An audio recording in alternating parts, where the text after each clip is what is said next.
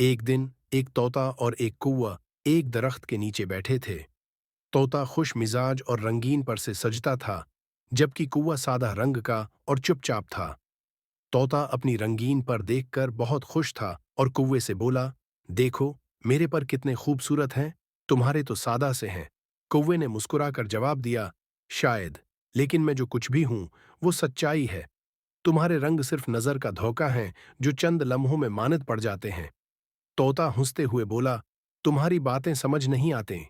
देखो ना, मैं जितना रंगीन हूं, इतनी ही ज्यादा मोहब्बत हासिल करता हूं। लोग मुझे पसंद करते हैं, जबकि तुम हमेशा अकेले रहते हो। कौवे ने सुकून से कहा, देखो, सच्चाई और सादगी हमेशा मजबूत होती है, जबकि दिखावा और फरेब वक्ती तौर पर असर डालते हैं। मैं अपनी हकीकत में खुश हूं और उससे ज्यादा कुछ नहीं चाहता।